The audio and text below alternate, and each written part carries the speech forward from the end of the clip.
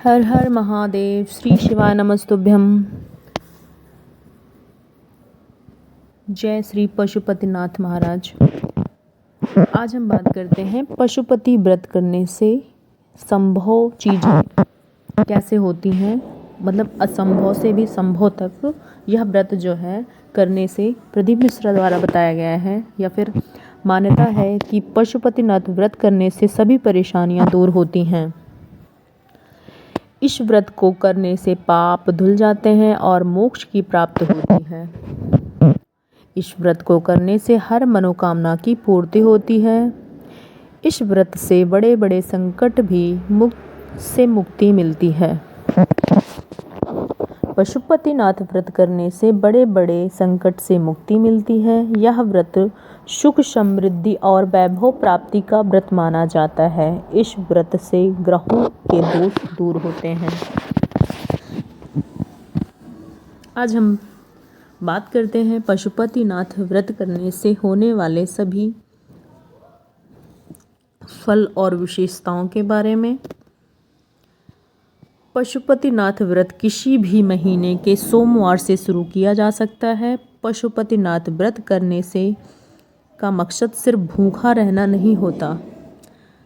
यह व्रत के दौरान स्नान, पूजा, मंत्र जाप और दान करना चाहिए, जिससे महादेव की कृपा आप पर बनती है। उनके सारे दुखड़े वो दूर करते हैं। अगर व्रत गलती से टूट जाए तो जिस चीज़ से व्रत टूटा हो उसी का दान करना चाहिए। ऐसे में महादेव को जल का कारण व्रत टूट पर जल का दान करना चाहिए, या किसी अन्य चीज़ों के द्वारा टूटने पर उसका दान करना चाहिए। इससे महादेव की आप पर बहुत बड़ी कृपा होती है और साथ ही साथ आपके जीवन में सभी परेशानियों का खात्मा होता है।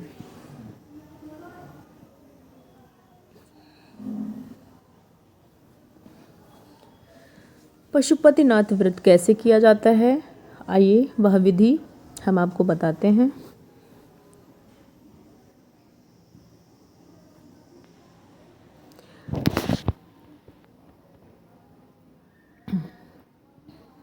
पशुपतिनाथ व्रत किसी भी महीने के सोमवार से प्रारंभ किया जा सकता है। मान्यताओं के अनुसार इस व्रत को करने से बड़े बड़े संकट से मुक्ति मिल जाती है। ये व्रत कम से कम 5 सोमवार तक करना, इसका विधान बताया गया है। आप किसी मन्नत को अपने मन में संकल्प लेकर यह व्रत करेंगे तो आपका वह व्रत सफल होगा। महादेव की इस व्रत को सुबह और शाम दोनों तक भगवान शंकर की विधि विधान से पूजा की जाती है। पूजा के बाद जरूरतमंदों को दान करना चाहिए। आइए हम इसकी विधि आपको बताते हैं। पशुपति व्रत जिस सोमवार से शुरू करने जा रहे हैं उस दिन स्नान करके स्वच्छ वस्त्र धारण कर 5 सोमवार व्रत करने से संकल्प लें। इसके बाद अपने घर के पास शिव मंदिर में जाएं।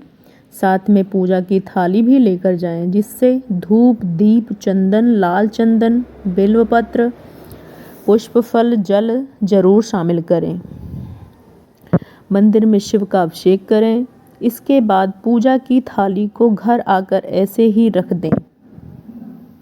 फिर शाम के समय स्नान कर फिर से स्वच्छ वस्त्र धारण करें और शिव मंदिर जाएं। सुबह तैयार की गई थाली में मीठा प्रसाद और 6 दीपक भी रख लें।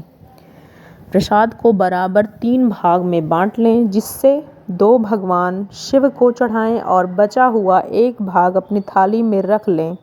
इसके बाद आप जो 6 दिए लाए हैं उसमें से 5 दिए भगवान शिव के समक्ष जलाएं। बचा हुआ दिया अपने घर ले जाएं और इस दिन दिए को घर में प्रवेश करने से पहले मुख्य द्वार के दाहिने ओर जलाकर रख दें। फिर घर में प्रवेश करने के बाद भोग का 1 भाग खुद ग्रहण करें। इस बात का ध्यान रखें कि प्रसाद किसी और को खाने के लिए नहीं देना है। इस व्रत को शाम में भोजन ग्रहण किया जा सकता है। बस इस बात का ध्यान रखें कि इस दिन मीठा भोजन खाना है। पशुपति व्रत करने के नियम हैं जिनको आपको जरूर पालन करना चाहिए। इस व्रत को सुबह मंदिर जाना अनिवार्य है, सुबह शाम मंदिर जाना अनिवार्य होता है। इस व्रत में शाम की पूजा सबसे मुख्य होती है। ध्यान रखें कि व्रत करने वाले लोगों को दिन में सोना नहीं चाहिए, अन्यथा आपका व्रत टूट सकता है।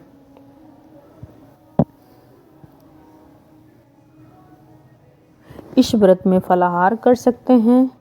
यदि आप दोबारा से व्रत शुरू करना चाहते हैं तो एक सोमवार छोड़कर उसे अगले सोमवार से व्रत प्रारंभ करें।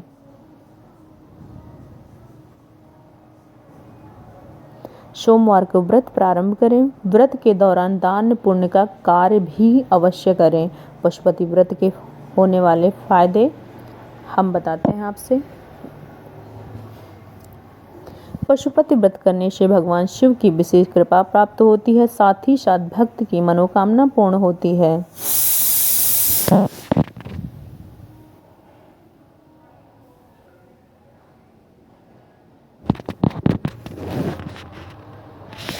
ऐसा माना जाता है कि यदि कोई भी व्यक्ति सच्चे मन और पूरी श्रद्धा के साथ पशुपतिनाथ का व्रत करता है और विधि विधान से पूजा करता है तो उसके सभी परेशानियों से मुक्ति मिलती है, उसके सभी पाप धुल जाते हैं और मोक्ष की प्राप्ति होती है। साथ ही साथ घर में खुशहाली आती है और जीवन में सुख समृद्धि भर जाती है। पशुपति व्रत रखने के दौरान नियमों का पालन करें। पशुपति व्रत रख रहे हैं तो यह व्रत लगातार 5 सोमवार रखा जाता है। पहले सोमवार से आखिरी सोमवार तक के बीच में कोई भी सोमवार छूटना नहीं चाहिए।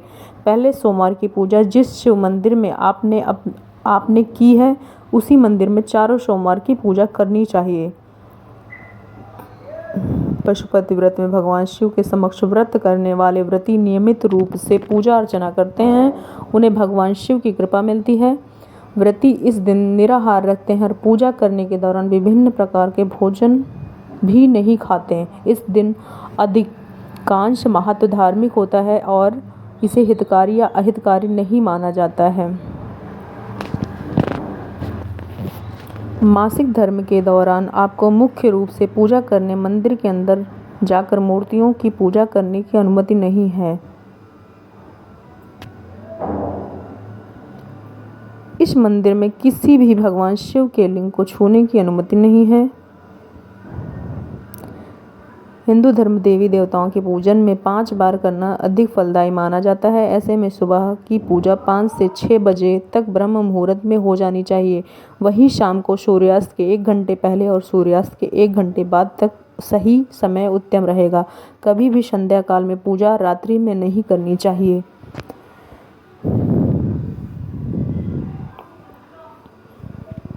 पाँच सोमवार तक इस व्रत को लगातार 5 सोमवार तक किया जाता है। इसके बाद उद्यापन करते हैं। 4 सोमवार के बाद 5वें सोमवार को पूजा के बाद अपनी मनोकामना का ध्यान में रखने हेतु 1 नारियल चढ़ा दें। हो सके तो भगवान शिव को 108 या बेलपत्र या अक्षत के चावल जरूर चढ़ाना चाहिए।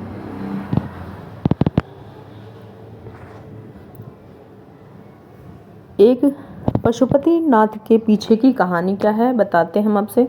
एक किंवदंती कहती है कि शिव और पार्वती के बागमती नदी के पूर्वी तट पर जंगल में मृग का रूप धारण किया था। बाद में देवताओं ने उन्हें पकड़ लिया और उन्हें एक सिंह से पकड़ लिया, उन्हें अपना दिव्य रूप धारण करना पड़ा। टूटे हुए सिंह को लिंग के रूप में पूजा जाता है, लेकिन समय के साथ इन्हें दफना दिया गया और खो दिया गया। मान्यता है कि पशुपतिनाथ व्रत करने से सभी पाप धुल जाते हैं और शिव माता पार्वती की आप पर विशेष कृपा होती है।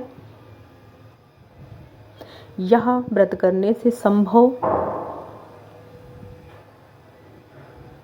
पुराणों में वर्णन है। शिव पुराण में, स्कंद पुराण में वर्णित है। कथाओं के अनुसार भगवान शिव को अलग रूप में विभिन्न स्थलों पर प्रकट हुए हैं। पशुपतिनाथ और केदारनाथ के बीच में दृष्टि से संबंध है। दोनों स्थान